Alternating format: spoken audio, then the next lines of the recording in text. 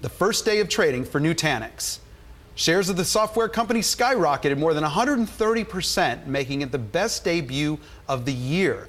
Tech IPOs have been few and far between this year. Remember, Nutanix had filed to go public in December of last year. Bloomberg's IPO reporter Alex Baranka sat down with CEO Dheeraj Pandey and asked him about the decision to list. Ideally, we'd have gone out in January, but the market was not ready. The oil crisis happened. And this was probably the first time that we could have it. We could have gone out in summers, but we said, look, the company is ripe, the scale is there. We want to really go deeper into the Global 2000. They want to see open books. And being public is one way of doing that. So you priced above a share price range that you had increased in the course of the roadshow. The stock today is trading up. How are you feeling about how it's trading on your debut day? Somewhat sanguine, because to me what matters is what happens in the next 6 months and 12 months and probably 18, 24 months. I'm just a long-term guy that way. It's like, a baby was born and I'm not interested in the height and the weight, and more importantly, is the baby healthy?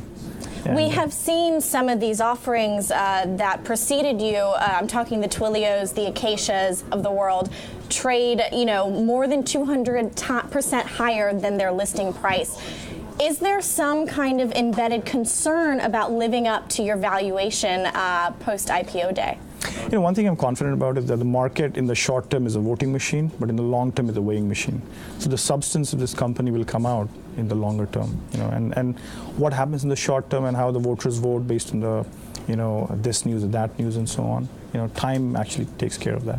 Speaking of substance of the company, you all were one of the early movers in this hyper-converged space. You saw sales increase more than 300% back in 2014, 90% in 2015, 84% in your last fiscal year. What are you going to do to continue boosting that number? As we are hearing in the terms of the roadshow, investors were liking that growth. Yeah, I think the key of all this is the character of the product, character of the customer service, repeat business from existing customers, because once we land, the whole goal is to expand, and that's where the depth of the relationship with the customer really comes. And when we have such deep with customers, partners like it as well. So just keep doing the basics right. It's like, how do you stay healthy as a body? You go run, you avoid sugar, do all sorts of things like that. Definitely we are doing something highly differentiated, because it's hard to do what we do, really building software and extracting all the value out of hardware and putting it in pure software. But I think it's about going and charming them and having a net promoter score the way we've talked about. Our customers love us for what we do. Customers may love you, that might boost revenue, but these days investors have really wanted to see profitability. You haven't yet been profitable. You're still posting net losses. What are you working toward to get there? How long can investors expect that to take? Yeah, so fiscal 16 that ended in July, we were operating cash flow positive. And there is a certain thing about billings and revenue that actually creates a delta for us, because we differ enough for OEM business and such, and that only gets recognized over time. So in terms of operating profitability, it doesn't show today. But every year we're going and putting more guardrails so that we grow, but with enough guardrails in mind. What do you mean by guardrails? Guardrails like, put some internal targets for free cash flow positive, and then put some internal guardrails for operating profitability and so on.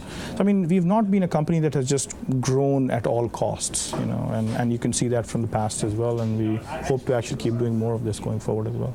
An impediment to growth has got to be competition. As we've talked about, you were one of the first in the space.